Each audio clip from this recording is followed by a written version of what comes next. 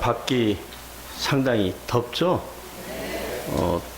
더우니까 이 안에서 에어컨을 조금만 켜도 시원하게 느껴집니다.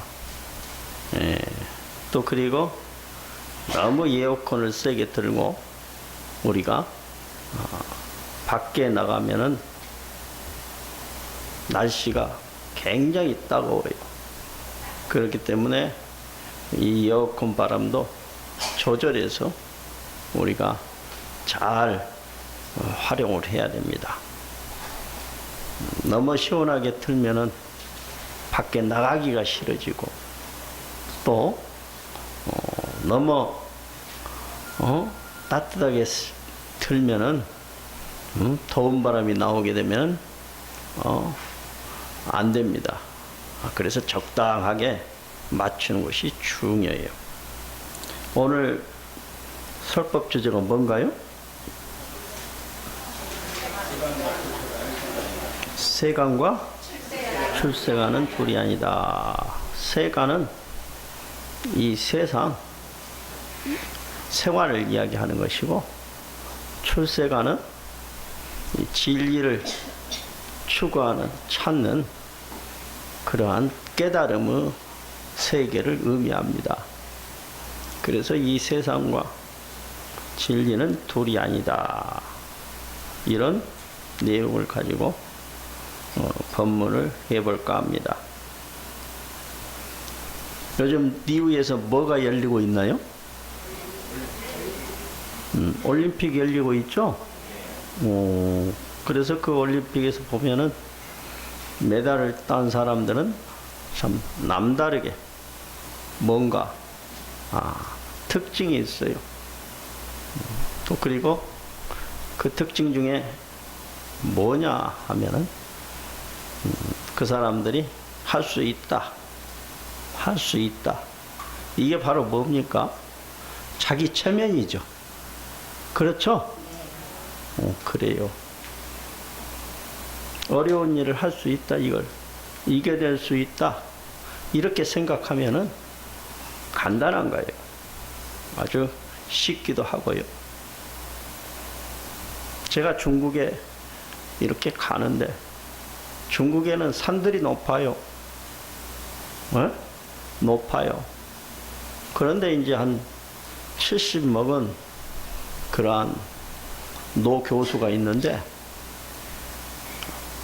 좀 안 따라왔으면 좋겠는데 계속 뒤처져 갖고 따라온단 말이에요. 거추장스럽게. 그래서 왜 좀 아래에서 쉬고 있지, 우리가 보고 와서 다 이야기를 해줄 텐데, 그러니까 이 나이에 안 올라가면, 그렇죠? 이걸 정상까지 안 올라가면 다음에는 나는 중국을 전혀 못 옵니다. 그래. 그래서 나는 올라가야 되겠다. 그러면서 느릿느릿 올라와요. 또 그리고 다음에 또 안 데리고 올까 봐서 자기가 젊은 사람들하고 행보를 같이 해야 된다고 그러더라고. 그래서 자기도 그렇게 못 올라간다고 생각했던 그 산을 이렇게 올라오니까 참 기적적인 일이다. 이런 이야기까지.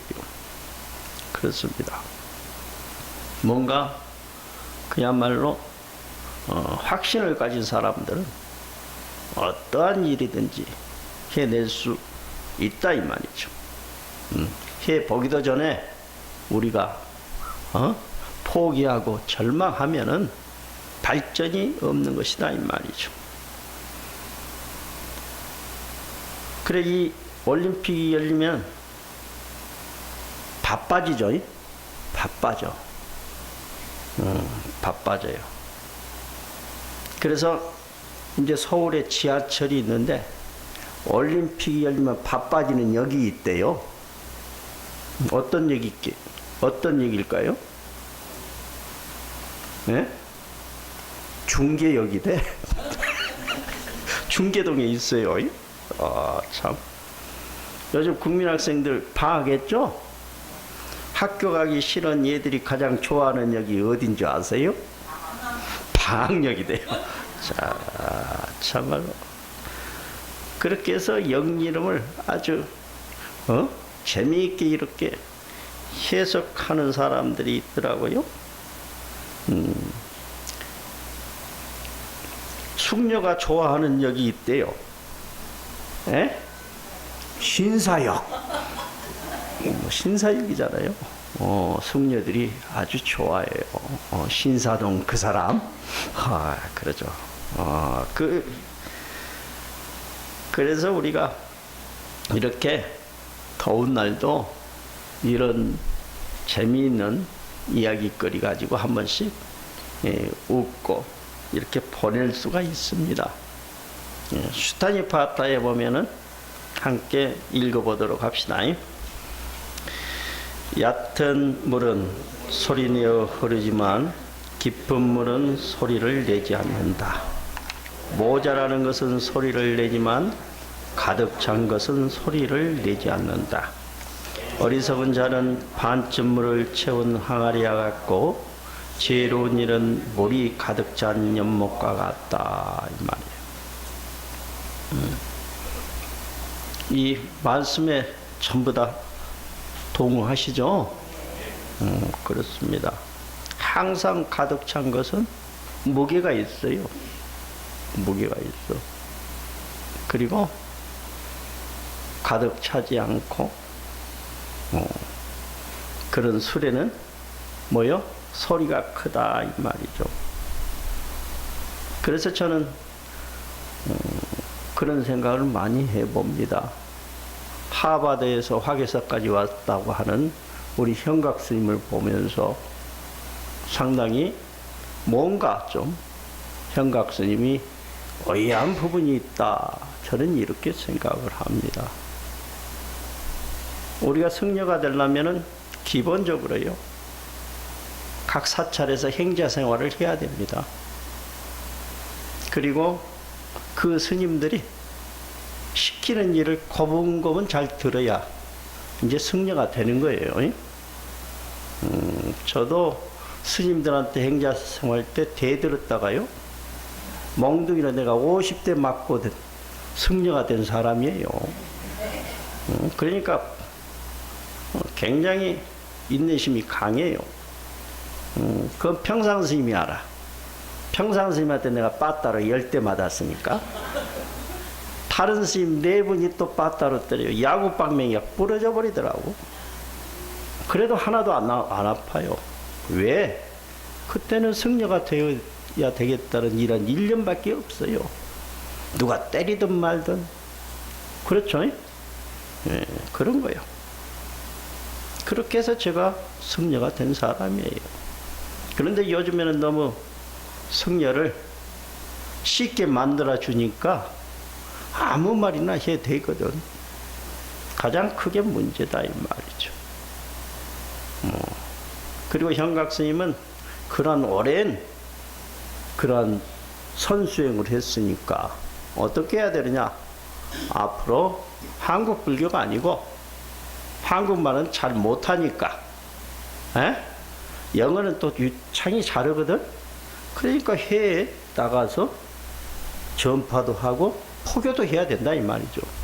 그렇게 하기 위해서 애국 승려를 만들어 놓은 것이지, 애국 승려가 한국 이 절집에 적응을 해서 고분고분히 절이나 지키는 그러한 사람으로 만들려고 애국 승려를 만든 것은 아니거든요. 그렇죠? 그래요.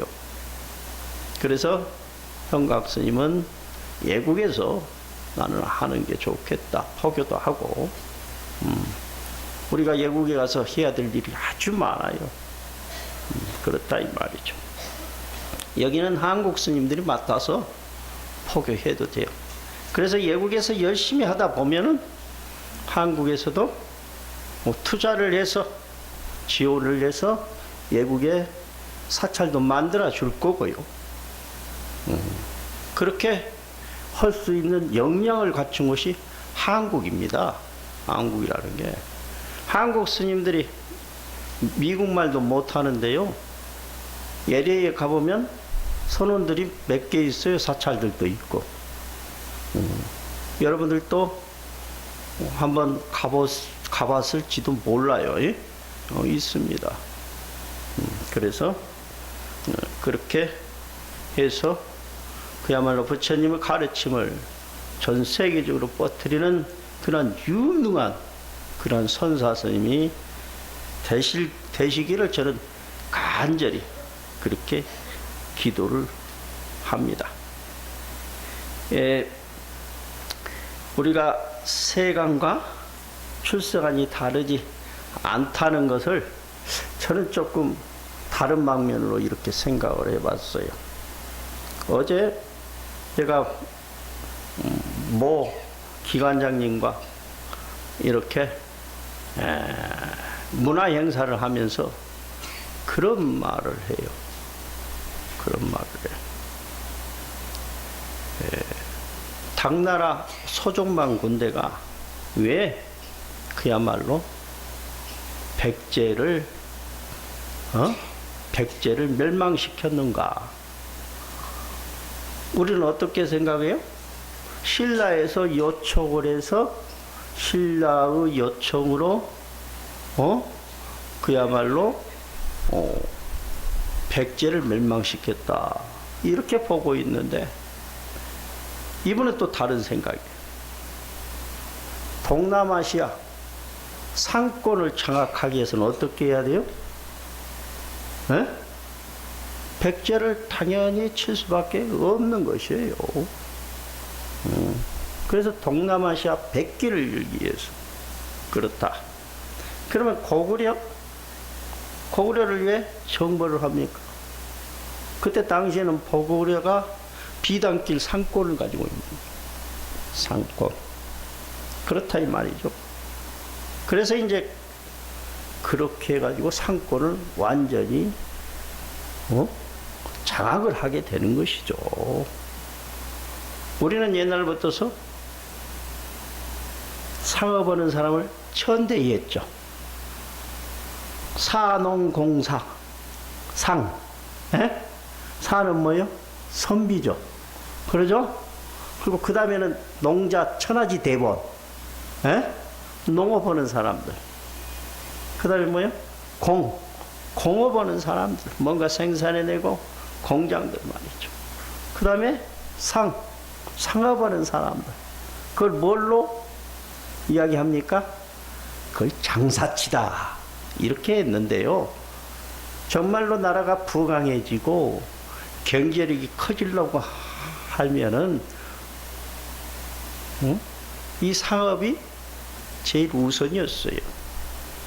그러니까 부처님 당시에도 부처님의 그 법을 누가 지켜줬습니까?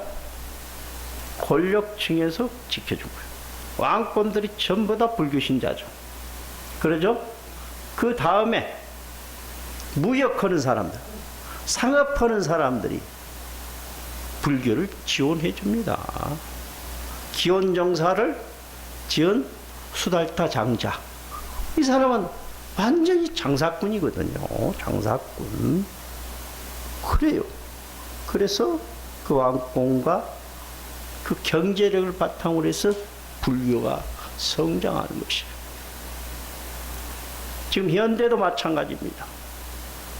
미국이라는 나라가 전 세계를 경찰력으로 지배를 하고 있습니다.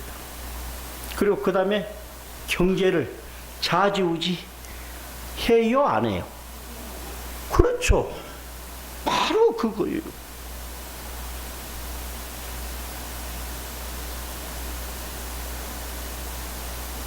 녹화가 되니까 이야기는 못하지만 모 교회에서는 1년에 헌금이 3천억이 들어옵니다. 그래요. 보험사에서는 1년에 헌금이 200억밖에 안 들어와요. 그것 갖고 뭘 하겠어? 그렇다 이 말이죠. 제가 템플 스테이를 왔는데요. 카톨릭 신자입니다. 의사고요. 그리고 뭐 10억 이런 것은 보통 뭐 그냥 해요. 그런데 이제 교회에 갔더니 불교 신자는 더 온다는 거예요. 그래서 내가 그랬어요. 불교는 이 시조란 말 안 씁니다.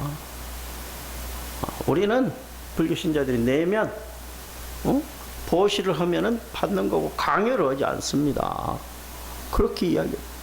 불교 신자들이 그냥 아주 많이 기부를 한 것으로 알고 있더라고요. 그래서 나 깜짝 놀랐어. 왜 그러냐 하니까 사찰마다 절을 이 건물 저 건물 많이 짓는다고 그래요. 그게 돈도 많이 들어가고 그러는데 그게 아니다 이 말이죠. 있는 돈 없는 돈 모으고 모아서 또 국가 보조도 받아서 이렇게 어렵사리 짓는 것이다. 이렇게 이야기를 해요. 그랬더니 이제 그런 이야기를 하더라고요. 금색 왕령에 보면 이런 말이 있습니다. 다 같이 읽어보죠. 어떤 법이 괴로움이라 하느냐? 이른바 빈궁이다. 어떤 괴로움이 가장 크겠는가? 이른바 빈궁의 괴로움이다. 죽는 괴로움과 가난한 괴로움 두 가지가 모두 다름없으나 차라리 죽는 괴로움을 받을지언정 빈궁하지 살지 않는지. 이런 문구가 있어요. 이 문구는 시크 교도라고, 인도에 가서 보면 시크 교도가 있습니다. 15세기에 창시된 시크 교도.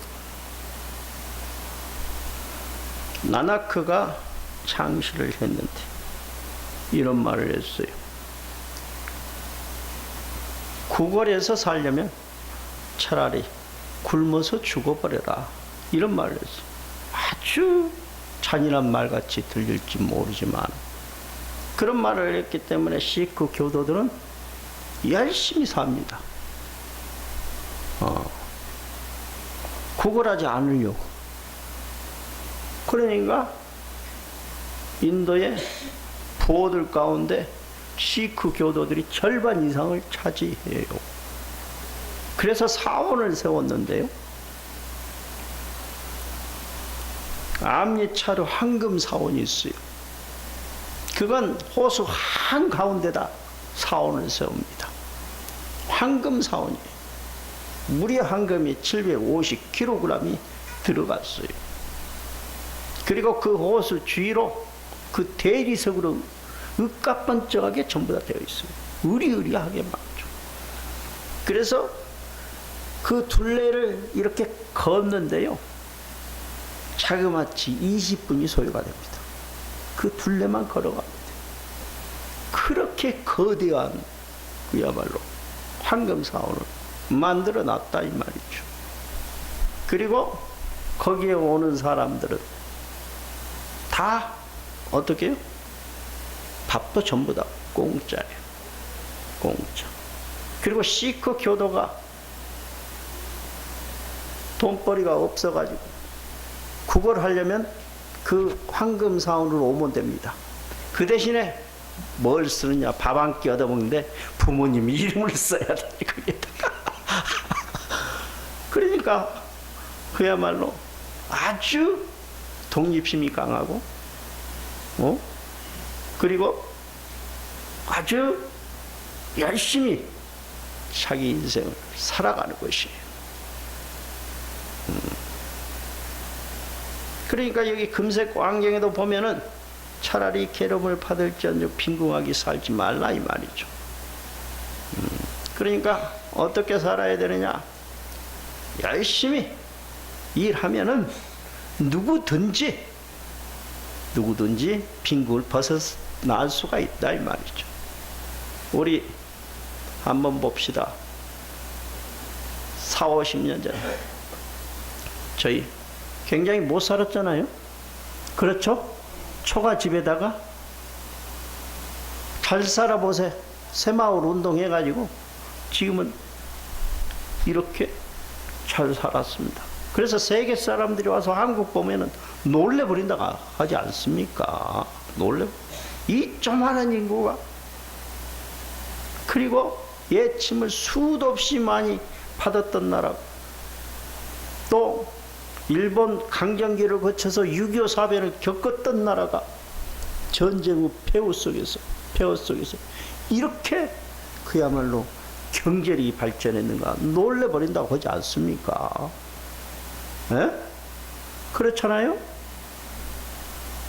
이런 나라는 세계적으로 역사가 드문 나라입니다. 그렇기 때문에 우리들은 굉장히 우수한 민족이에요. 대한민국 이라고 하는 민족들은 말이죠. 그러면서 우리 모두 박수를 한번 칩시다.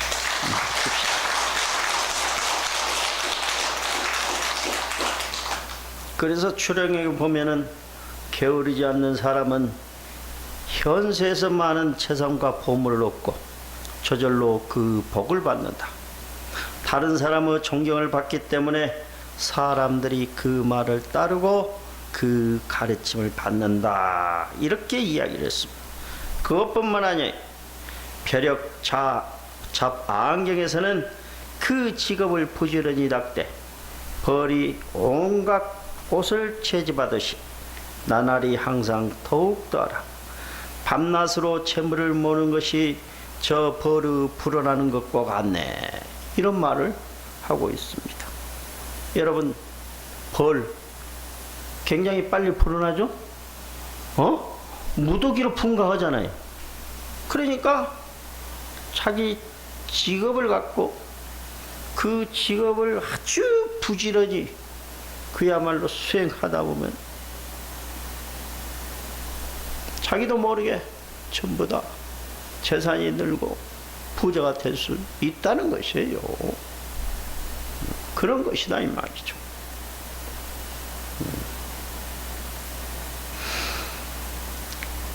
우리나라가 IMF가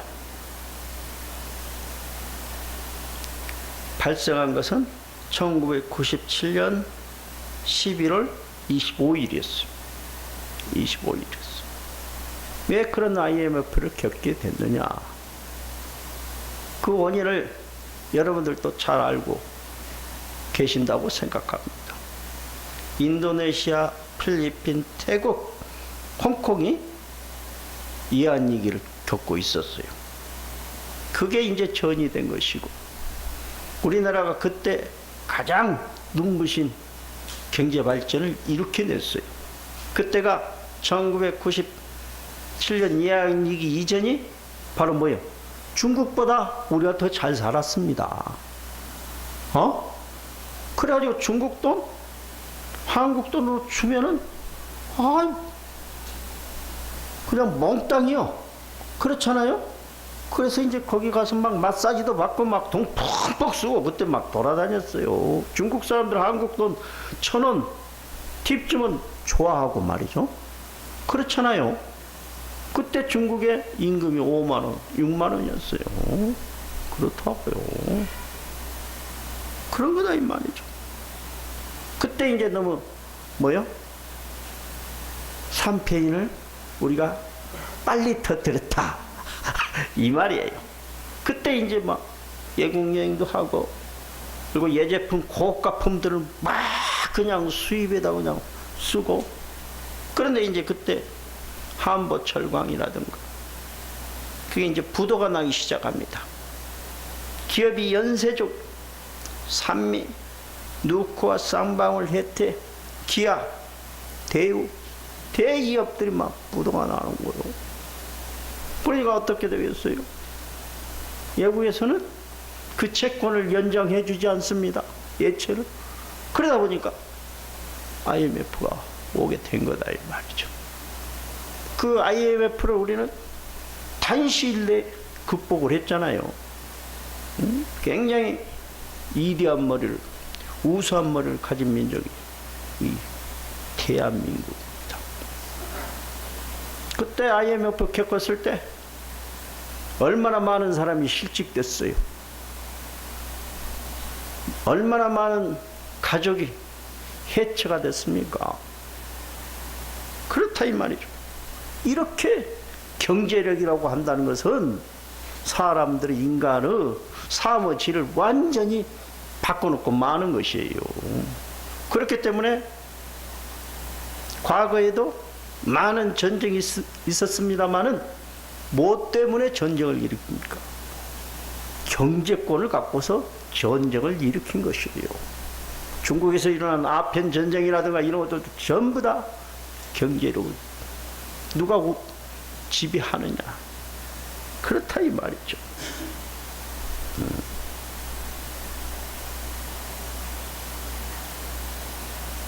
그런데 우리는 이 상업이라는 것을 천시를 한다 이 말이죠. 그러다 보니까 우리 불교 내에서도 그래요. 내에서도 돈 가지고 뭘 문제를 제기하고 이야기하면 그러면 쌍놈이요, 이렇게 되어가지고 있다 이 말이죠. 그렇지가 않아요. 그렇지가 않아요. 경제력이 없으면요 아무것도 할 수 없습니다. 여러분, 특히 여러분들 자녀들 대학까지 보낼 수 있어요? 없잖아요. 경제력이 없으면 유학도 못 보냅니다. 심지어는 그렇다 이 말이죠. 그러니까 어떻게 해요?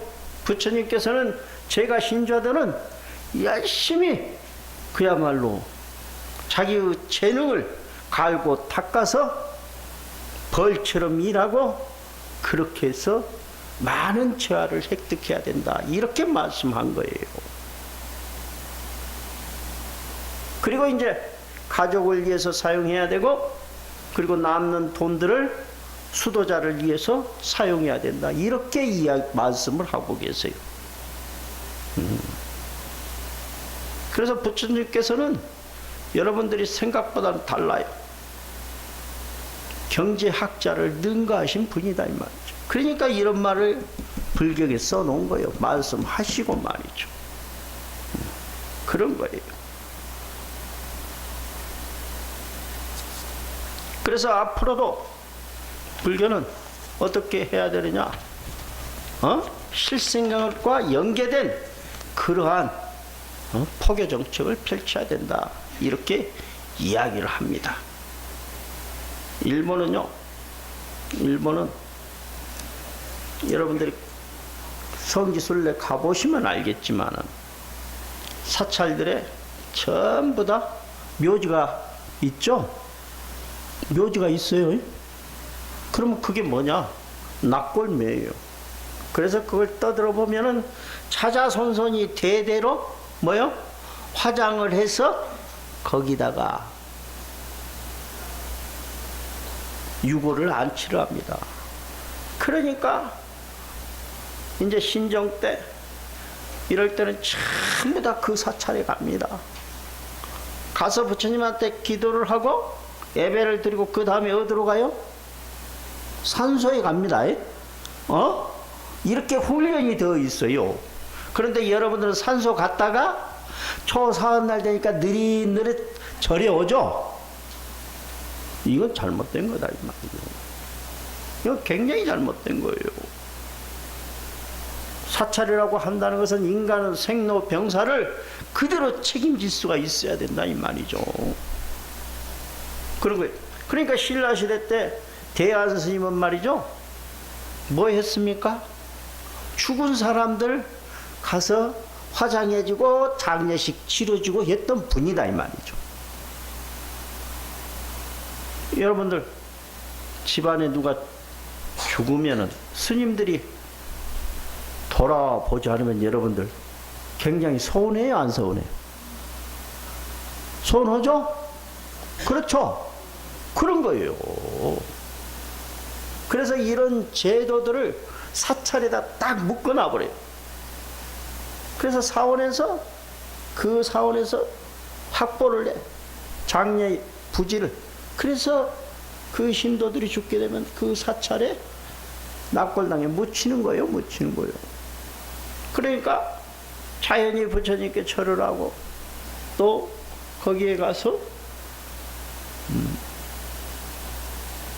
성묘를 하고, 그러다 보니까 자녀들도 그렇게 되고 대대손손이 그렇게 되는 거예요. 그래서 그 가문을 당가라고 해요. 당가. 그래서 그 사원에 단골이 된다 이 말. 시주가 그 사람들이 전부 다 하는 거다 이 말이죠. 그런데 우리는 그렇지가 않죠. 사찰 옆에 무덤을 만들었다 하면 혐오 시설이라고 그러잖아. 아닙니다. 불교는 산자와 죽은 자를 동시에 그야말로 구제하는 그러한 종교예요. 그래서 이런 것도 우리가 발전시켜 나가야 돼. 그런 걸 하면 절에서 뭐 사업한다, 뭐 한다? 이렇게 해가지고 또 냉소적이요. 그건 불교를 잘못 아는 사람들이다, 이 말이죠. 잘못 아는 사람들. 그래서 그분이 말이죠. 독실한 기독교예요. 근데 불교에도 아주 우호적이고 부처님 앞에 절을 하고 뭘 한다면 지원도 잘해주고 그래요. 그런데 이런 말을 해요. 불교는 너무 경지하고는 거리가 멉니다. 그렇게 되면 사람들하고 멀어져야 되고 또 경제력이 없으면은 불교 세력도 약화가 되고 그렇습니다.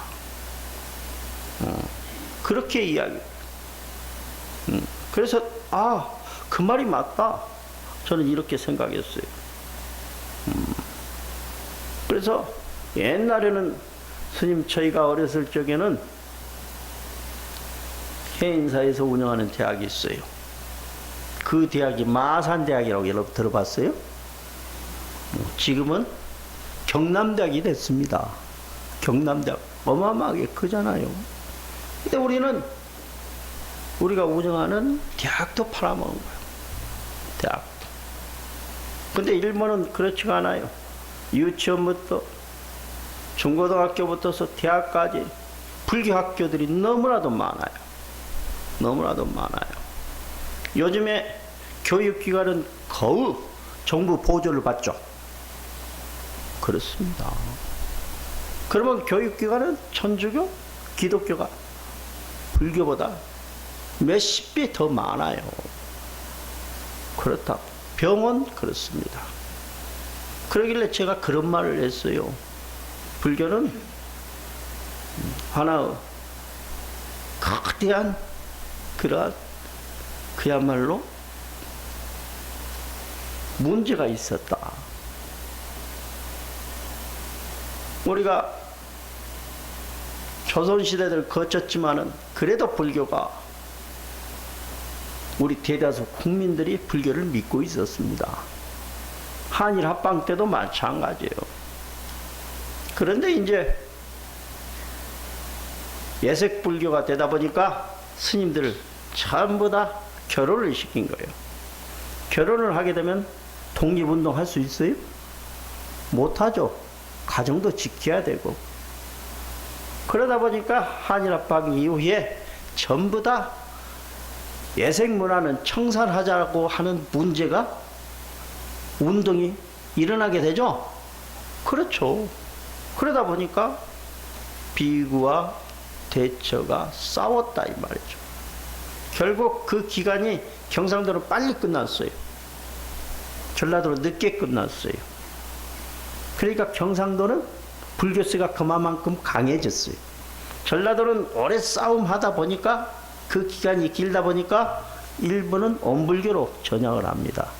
불교 신자들이 제일 전향을 할 때는 온불교 이쪽으로 전향을 많이 했어요.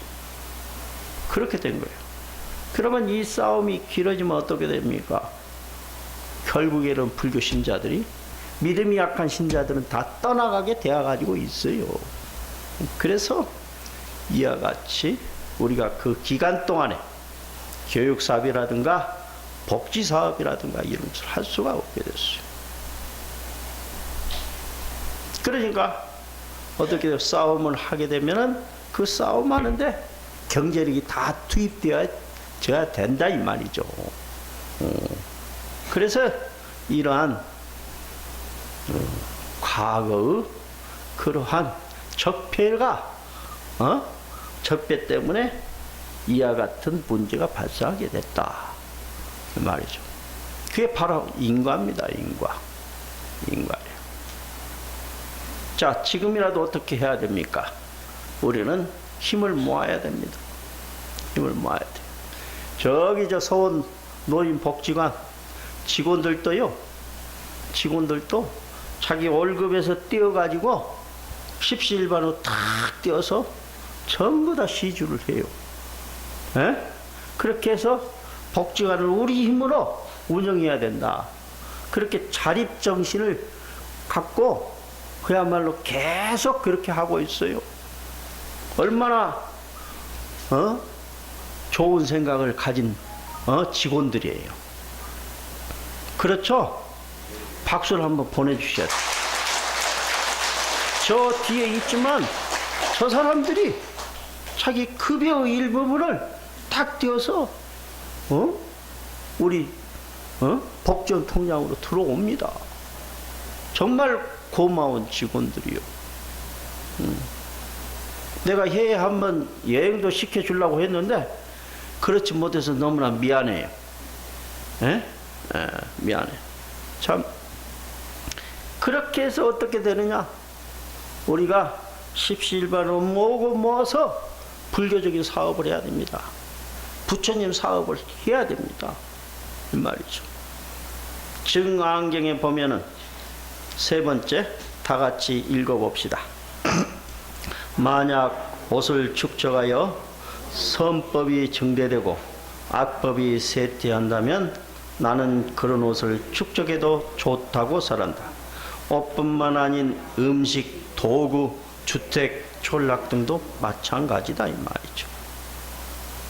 만약 재산을 축적해서 선법이 증대가 되고 악법이 쇠퇴하면 그건 좋은 일이다 이 말이죠. 그래서 지금 전 세계적으로 국수주의 바람이 불고 있죠. 그렇죠? 자국의 이익.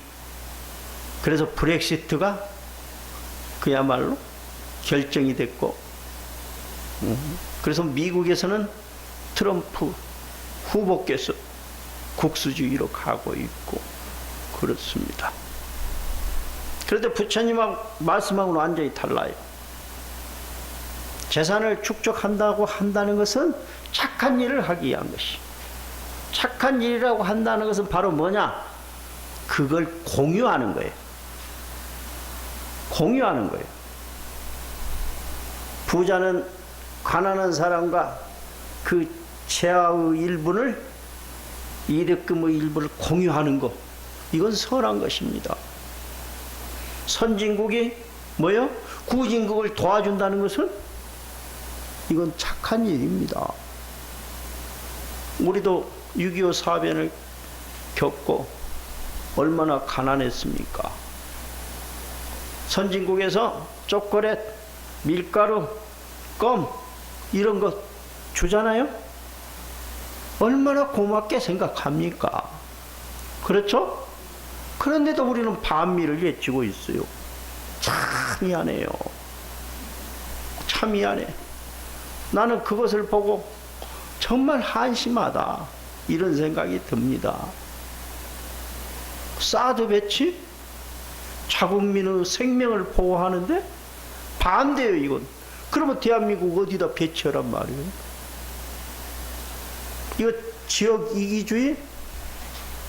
이것은 선한 법이 아니에요. 정말로 다른 사람의 생명과 대한민국 국민들의 생명을 우리가 같이 생각해 줘야 된다 이 말이죠. 그래서 우리가 재산을 축적하고 이익을 얻기 위한 그러한 노력은 바로 뭐냐? 선법으로 나아가기 위해서, 착한 일을 하기 위해서 그렇게 해야 된다 이 말이죠. 자, 장안경의 부처님 말씀을 또 한번 읽어보겠습니다. 나라는 부유하고 군사는 강성하여 창고는 가득 차 넘치고 모든 인민에게 필요한 것을 공급하여 모자람이 없게 하였다. 그래서 그들은 자손을 기르면서 서로 즐겁게 지내고 있다 말이죠. 그러면 부를 뭘 위해서? 국민들의 행복 증진을 위해서 사용해야 된다 이 말이죠. 나라가 장성하고 또 창고가 가득해서 국민들이 배불리 먹고 사는 나라. 그런 정치가들이 그야말로 훌륭한 정치가입니다. 그래서 우리가 북한의 김정은이를 그야말로 독재자로 보는 것이 바로 뭐예요? 인민들이 굶주리고 있다 이 말이죠. 굶주리고 있는데 맨 싸움할 것만 만들고 그렇게 국민들을 그야말로 사지로 내몰리고 있습니다. 그것뿐만 아니라 남한 국민들까지 그야말로 사지로 내몰아가고 있는 거예요. 그래서 우리가 나쁘다고 하는 거 아니에요. 그런 것이에요. 여러분, 우리 한국 불교도 잘한 것은 잘하고 있고 못한 것은 못하고 있어요.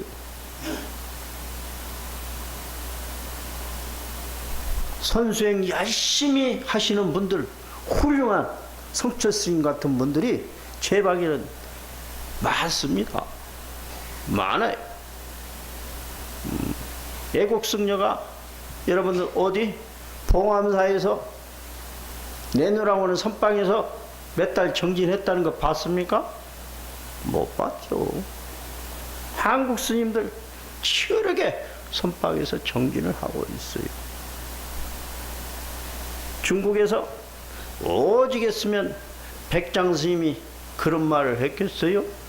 이를 부장이면 이를 불식이라. 그게 선은 청규입니다. 하루 일하는지 않으면 먹지 마라.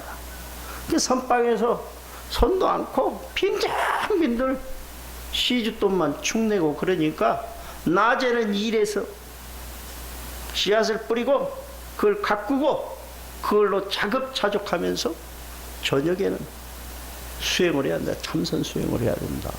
이렇게 말했습니다. 그런 거예요. 그래서 여러분들 경제력을 갖는다는 거, 경제력을 향상시킨다는 거, 재화를 축적한다는 거, 이런 것은 아주 좋은 일이에요. 그게 착한 곳에 쓰여질 때. 자, 그러면 잡아안경을 한번 살펴봅시다. 같이 읽어보죠. 만약 재물을 얻으면 즐거이 스스로 쓰고 부모를 공양하고 처자와 친척과 권속을 돌보며 종들을 가엾이 여겨 돕고 여러 벗들에게 보시하라. 때때로 사문이나 바라문에게 공양해 훌륭한 복밭을 만들고 훌륭한 곳으로 향하여 미래는 천상에 탄생한다. 그는 많은 재물을 얻어 널리 사용함으로써 몇 배나 큰 이익을 거둬들인다 이 말이죠. 재물을 축적하는 것은 좋은 일이에요. 그리고 그것을 올바로 보시하고 그리고 부처님께 그야말로 복전이 되고 그런 것은 천상에 태어나는 일이다. 이렇게 이야기를 하고 있는 거예요. 그러니까 부처님 당시에도 시론, 계론이요. 보시를 행하고 부처님께서 말씀하신 그 계율을 잘 지키게 된다면 바로 뭐냐? 천상에 태어난다. 이렇게 말씀하신 것이에요. 그런 거다 이 말이죠.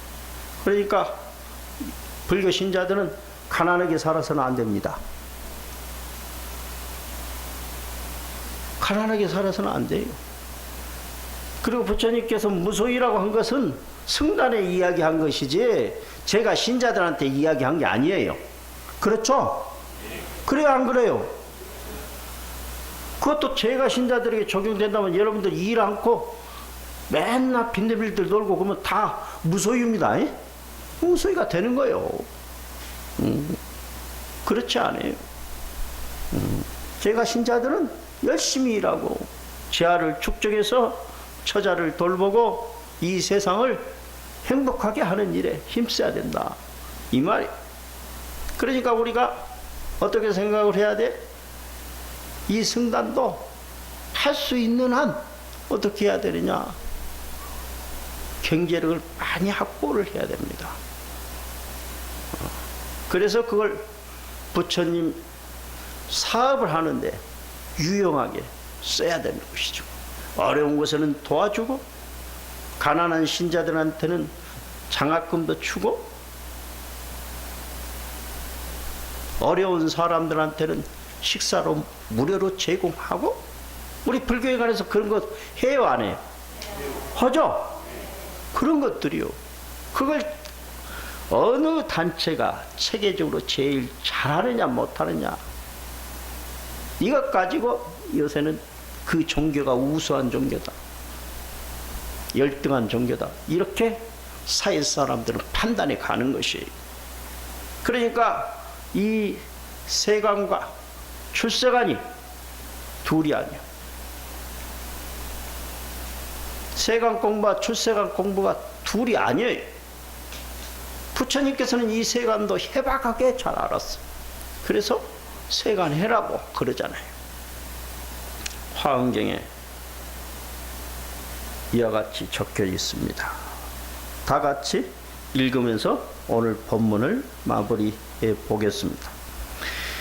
화엄경에 보살은 한 중생을 무시하지도 않으며 많은 중생에게도 집착하지도 않는다. 그것은 바로 중생의 세계와 진리의 세계가 둘이 아니라는 사실을 깨닫고 있기 때문이다. 중생의 세계와 진리의 세계가 별반 다른 것이 없어요. 진리 따로 있고 중생의 세계가 따로 있다라고 한다면 이 진리는 구두선이요, 죽은 진리다 이 말이죠. 그래서 이 진리는 이 지상에서 실천되어져야 되고 그야말로 제와 같이 많은 사람들이 실천해야 되고 그리고 그대로 부처님 말씀들이 전달되고 실천될 때 이 불교가 흥성해지고 여러분들도 그 속에서 보람을 느끼게 되는 것이다 이 말이죠. 그래서 아인슈타인은 다음과 같은 이야기를 했어요. 성공한 사람보다는 가치 있는 사람이 되라 이런 말을 했어요. 우리는 정말 품격이 있고 어떤 장소에서나 가치 있는 사람이 되어져야 됩니다. 그것이 바로 우리 부처님의 가르침이고 그야말로 불교의 궁극적인 목적이다. 이런 생각을 나는 해보면서 오늘 법문을 간단히 마치겠습니다. 감사합니다.